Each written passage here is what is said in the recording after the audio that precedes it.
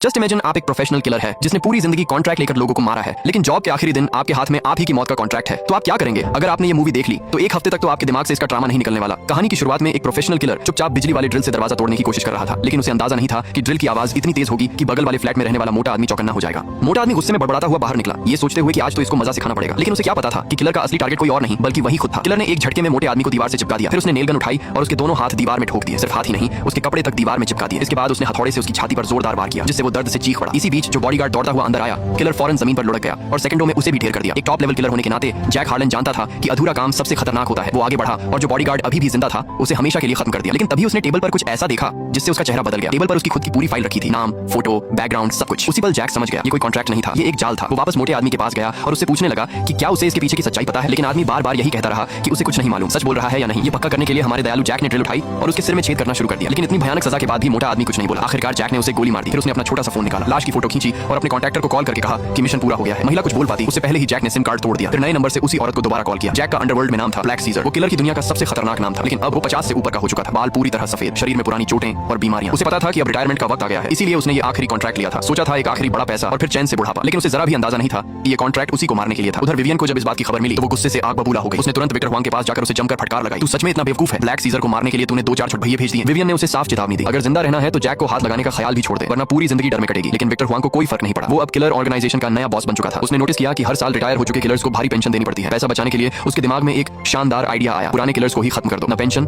न खर्च। इसी सोच के साथ उसने पुराने किलर्स को एक एक करके मरवाना शुरू कर दिया। शुरुआत में सब कुछ आसान रहा, लेकिन जैसे ही नंबर जैक का आया सब गड़बड़ हो गया। विक्टर हुआंग को यकीन नहीं हो रहा था कि सफेद बालों वाला बूढ़ा आदमी इतना खतरनाक हो सकता है। इसलिए उसने अपनी सबसे खतरनाक टीम भेजी, गोस्ट ब्लेड स्क्वाड। स्क्वाड ने बहुत जल्दी जैक के पर्सनल बटलर का पता लगा लिया। थोड़ी सी दोस्ती भरी बातचीत के बाद उन्हें पता चला कि जैक के नाम पर कुल 4 प्रॉपर्टी हैं। एक एक करके सबकी जांच की गई और आखिरकार उसका ठिकाना ट्रेस हो गया, एक दूर दराज की बर्फीली पहाड़ियों में बसा छोटा सा कस्बा। उस वक्त जैक को जरा भी अंदाजा नहीं था कि कोई उसे ढूंढ रहा है। वो अपने पड़ोस में रहने वाली लड़की सोफी के साथ नाश्ता कर रहा था। सोफी उसके गिने चुने अच्छे दोस्तों में से एक थी। दोनों अक्सर साथ बैठकर खाना खाते थे। आज सोफी का जन्मदिन था। जैक ने खास तौर पर उसके लिए एक गिफ्ट खरीदा था। सोफी ने जब उत्साह से पैकेट खोला तो अंदर एक स्टैंडर्ड हैंडगन रखी हुई थी। जाहिर था लड़की को ये गिफ्ट बिल्कुल पसंद नहीं आया। थोड़ा झेंपते हुए जैक पास की छोटी दुकान पर गया और दुकानदार औरत से पूछा, ऐसा क्या दूं जिससे लड़की खुश हो जाए। उसी वक्त स्क्वाड की नजर जैक पर पड़ चुकी थी। शिकार शुरू हो चुका था। जब जैक गाड़ी चलाकर घर लौट रहा था तो उसे सड़क किनारे एक खराब खड़ी कार दिखी। कार की मालिक एक ऐसी औरत थी जिसे देखकर लग रहा था कि वो बच्चे पैदा करने में माहिर होगी। जैसे ही जैक ने गाड़ी रोकी, औरत ने अपना कोट खोला और उसकी तरफ बढ़ी। बेचारी सी आवाज में बोली, मेरी कार खराब हो गई है, मोबाइल की बैटरी भी खत्म है, टो ट्रक भी नहीं बुला सकती। हमदर्द नागरिक जैक ने बिना सोचे समझे उसे अपनी गाड़ी में बैठा लिया और घर ले आया। फोन करने के बाद औरत ने बताया कि उसका दोस्त कल ही उसे लेने आ पाएगा, इसलिए आज की रात यहीं रुकना पड़ेगा। जैक ने मना नहीं किया। औरत बहुत आभारी हो गई। उसने कहा कि वो जैक की थकान उतारने में मदद करना चाहती है। लेकिन जब दोनों बिस्तर पर थे उसी दौरान औरत ने चुपचाप अपने गले में पहनी चेन से दूर छिपे स्नाइपर को लोकेशन भेज दी। इतना ही नहीं, बाकी किलर्स भी धीरे धीरे झोपड़ी की तरफ बढ़ने लगे। जैसे ही दोनों ने पोजीशन बदली, स्नाइपर ने ट्रिगर दबा दिया, लेकिन किस्मत खराब थी, गोली उसके ही साथी के कंधे में जा लगी। जैक ने 1 सेकंड भी नहीं गंवाया। उसने तकिए के नीचे से पिस्टल निकाली और आवाज के सहारे बाहर मौजूद किलर्स पर गोलियां चला दी। फिर तुरंत बिस्तर के नीचे लुढ़क गया। लेकिन औरत अभी भी अपनी चेन से उसकी लोकेशन लगातार भेज रही थी। जैक को सिर्फ छिपते रहने के अलावा कोई ऑप्शन नहीं मिल रहा था। एक मौके पर उसने झट से पिस्टल निकाली और औरत के चेहरे पर गोली मार दी। फिर कुल्हाड़ी उछालकर उसे बीच से 2 हिस्सों में काट दिया। जैसे ही टीम को साथी की आवाज आनी बंद हुई, स्क्वाड ने दरवाजा तोड़कर झोपड़ी में एंट्री की। लेकिन तलाशी के बाद उन्हें सिर्फ लाशें मिली। स्नाइपर भी गायब था। तभी ऊपर से क्लिक की आवाज आई। कोई पीछे से बंदूक लोड कर रहा था। जैक पहले ही उनके पीछे पहुंच चुका था। उसने एक आदमी के कान से हेडसेट निकालकर पहन लिया और सीधे किलर टीम की वॉइस चैनल में जुड़ गया। अचानक आई अजनबी आवाज से दोनों किलर घबरा गए। जैक ने पैरों के पास पड़ी लाश हटाई, स्नो कैमो सूट पहना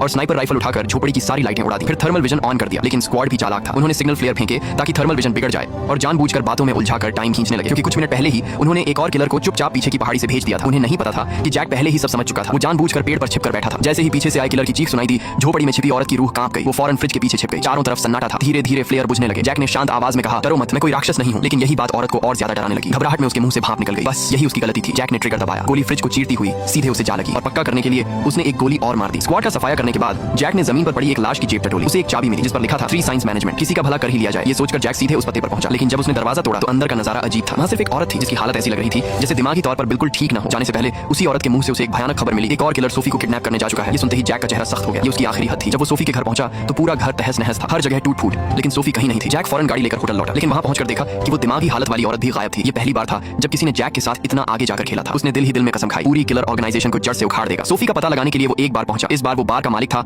उसका पुराना दोस्त। किलर ऑर्गेनाइजेशन में उसके गिने चुने भरोसेमंद लोगों में से एक। काफी देर बातचीत के बाद जैक को पता चला कि विक्टर हुआंग उसे क्यों मरवाना चाहता था और दोस्त ने ये भी बताया कि सोफी को शायद विक्टर हुआंग की पर्सनल विला में रखा गया है। जाने से पहले दोस्त ने उसे सावधान रहने को कहा। जैक ने बिना सोचे उसका हाथ थाम लिया। अगले ही पल दोस्त ने कपड़ा निकाला और उसके चेहरे पर रख दिया, न्यूरोटॉक्सिन। जैक को यकीन नहीं हुआ। सालों पुरानी दोस्ती भी बिक चुकी थी। कांपते हाथों से उसने पिस्टल निकालने की कोशिश की, लेकिन जहर असर कर चुका था। कुछ करने से पहले ही उसकी आंखों के आगे अंधेरा छा गया। जब उसे होश आया तो वो विक्टर हुआंग की विला के अंडरग्राउंड टॉर्चर सेल में था। स्क्वाड के खत्म होने की खबर के बाद से विक्टर हुआंग को नींद नहीं आ रही थी। डर और गुस्सा निकालने के लिए उसने फैसला किया कि जैक को धीरे धीरे मारेगा। उसने सोफी की टॉर्चर वाली तस्वीरें निकाली, एक एक करके जैक के सामने दिखाई, फिर उन तस्वीरों को सीधे उसके सीने में ठोक दिया। और ये तो बस शुरुआत थी। विक्टर हुआंग ने एक खूबसूरत सी प्लायर उठाई, बैकग्राउंड में सॉफ्ट म्यूजिक चलाया और जैक की चमड़ी को धीरे धीरे काटना शुरू किया। अगर जैक इतना सख्त ना होता होता तो कब का बेहोश हो चुका होता। पूरे दिन की यातना के बाद वो पहचान में नहीं आ रहा था। खून शरीर के हर हिस्से से बह रहा था, लेकिन विक्टर हुआंग का मन नहीं भरा। अगले दिन उसने चाकू उठाया और जैक को ऐसे गोदने लगा जैसे तरबूज हो। इतना जोर लगाया कि चाकू की नोक उसके शरीर में ही टूट गई। विक्टर हुआंग को गुस्सा आ गया। उसका पसंदीदा चाकू खराब हो गया था। गुस्से में उसने जैक की एक आंख फोड़ दी, लेकिन किस्मत को कुछ और मंजूर था। वही टूटी हुई नोक जैक के लिए जिंदगी की रस्सी बन गई। रात के सन्नाटे में जैक ने दर्द सहते हुए अपने शरीर से टूटी हुई नोक निकाली। उसी से उसने हथकड़ियां खोल ली। अगली सुबह विक्टर हुआंग आखिरी यातना देने आया। उसे क्या पता था कि जैक की आंखों में अब सिर्फ खून की प्यास थी। जैसे ही दुश्मन पास आया, जैक ने झटके में उसके दोनों हाथ काट दिए। फिर पास खड़े गार्ड को भी ढेर कर दिया। उसने गार्ड की जेब से बंदूक निकाली, जमीन पर लुढ़क कर गोलियों से बचा और चारों तरफ फायर करने लगा। फिर एक गार्ड को पकड़कर उसे मानव ढाल बना लिया और आखिरी दुश्मन भी निपटा दिया। चीख पुकार सुनकर विक्टर हुआंग कांपने लगा। कुछ समझ पाता उससे पहले ही जैक ने इलेक्ट्रिक बॉक्स उड़ा दिया। पूरी जेल अंधेरे में डूब गई। गार्ड्स डरते डरते अंदर घुसे और जमीन पर फैली लाशें देखकर उनके होश उड़ गए। अब जैक किसी इंसान जैसा नहीं लग रहा था, वो एक भूत बन चुका था। अकेले पड़े हर गार्ड के पीछे से उभरता और उन्हें एक एक करके खत्म करता गया। विक्टर हुआंग की हालत ऐसी हो गई कि पेशाब निकलने वाला था। उसने गार्ड्स को आगे भेजा और खुद भागने लगा। जैसे ही एक और लाश बाहर फेंकी गई, बाकी सब टूट गए। सब जान बचाकर भाग खड़े हुए। खून में डूबा जैक अब दर्द भूल चुका था। हाथ में छोटी सी पिस्टल लेकर वो दुश्मनों के पीछे दौड़ पड़ा। जल्द ही वो एक खुले कॉरिडोर में पहुंचा। उसने दीवार से फायर एक्सटिंग्विशर उठाया, उछाला और गोली मारकर फोड़ दिया। धुएं की आड़ में उसने 2 गार्ड उड़ा दिए। गोलियां खत्म हुई तो हाथापाई शुरू कर दी। कवर नहीं था तो लाशों को कवर बना लिया। कोने से हमला करने वाले को भी जमीन पर पटक दिया, हथियार छीना और बिना देखे फायर करता गया। एक रोल में लाश को ढाल बनाकर दोनों तरफ गोलियां बरसाई। बीच में गोली लगने के बावजूद वो रुका नहीं। आखिरकार पूरा इलाका शांत हो गया। चारों तरफ लाशें ही लाशें थीं। जैक अब अपनी हद पर था। आखिरी होश बचाकर वो अपने हथियार सप्लायर दोस्त के घर पहुंचा। उसकी हालत देखकर औरत सन्न रह गई। कुछ पूछ पाती उससे पहले ही जैक बेहोश हो गया। जब जैक को होश आया तो उसने देखा कि उसकी दोस्त पहले ही उसके सारे जख्मों पर पट्टियां बांध चुकी थी। वो औरत कभी जैक के साथ एक ही मैदान में लड़ी थी,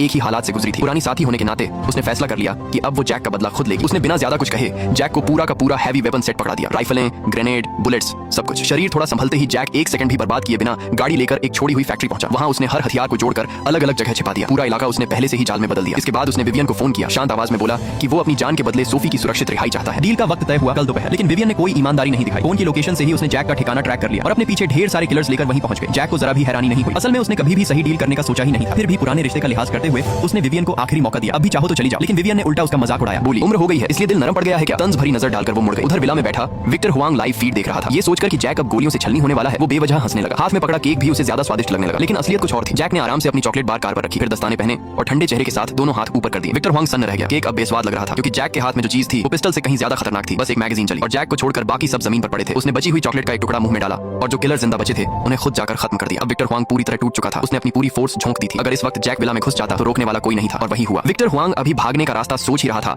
कि जैक सीधे टहलता हुआ विला में घुस आया। जैक का चेहरा ऐसा था जैसे अभी किसी को खा जाएगा। डर के मारे विक्टर हुआंग के चेहरे की शक्ल बिगड़ गई। यहाँ तक कि उसके बॉडीगार्ड ने भी वही नौकरी छोड़ दी। जैक के पास से गुजरते हुए उसने माफी मांगी और विक्टर हुआंग का ठिकाना भी बता दिया। उधर विक्टर हुआंग किसी दोस्त को फोन कर रहा था। उसे जरा भी अंदाजा नहीं था कि जैक ठीक उसके पीछे खड़ा है। जब उसे मौत की ठंडी हवा महसूस हुई तो कांपते हुए उसने पीछे देखा। एक आंख वाला जैक सामने खड़ा था। दाएं हाथ में बंदूक, बाएं हाथ में चाकू। विक्टर हुआंग ने आखिरी कोशिश की, लेकिन जैसे ही जैक ने अपनी बैटल एक्स घुमाई, एक सिर विला से उड़ता हुआ बाहर निकल गया। इसके बाद जैक ने पूरा विला छान मारा। आखिरकार एक सीक्रेट रूम में उसे सोफी मिल गई। लड़की बहुत कमजोर हो चुकी थी, लेकिन जान को खतरा नहीं था। जैक ने उसे गोद में उठाया और लंगड़ाते हुए विला से बाहर ले आया। कुछ वक्त बाद सोफी को होश आया, लेकिन जैसे ही उसने आंखें खोली उसने बंदूक उठाकर जैक पर तान दी। बातचीत के दौरान जैक को याद आया एक पुराने मिशन में उसने गलती से सोफी के पूरे परिवार को मार दिया था। सोफी ही अकेली बची थी। उस दिन से उसने जैक का चेहरा कभी नहीं भुलाया। पड़ोसी बनना भी उसका ही प्लान था। सालों से वो बदले का मौका ढूंढ रही थी। आज मौका सामने था, लेकिन वो ट्रिगर नहीं दबा पाई क्योंकि वो जानती थी कि जैक भी किसी और के हाथों का हथियार था। अगर असली बदला चाहिए तो उस आदमी तक पहुंचना होगा जिसने उस वक्त जैक को हायर किया था। आखिरकार सोफी ने फैसला किया कि जैक सजा भुगतेगा। वो उसे एक टॉप लेवल किलर बनाएगा। दोनों मिलकर उस पुराने मास्टरमाइंड को ढूंढेंगे और उसके परिवार के कातिलों से हिसाब चुकाएंगे। और यहीं पर मूवी का एंड हो जाता है। ऐसी ही अमेजिंग मूवीज देखने के लिए आप हमारे चैनल को विजिट कर सकते हैं। मिलते हैं नेक्स्ट वीडियो में, तब तक के लिए बाय।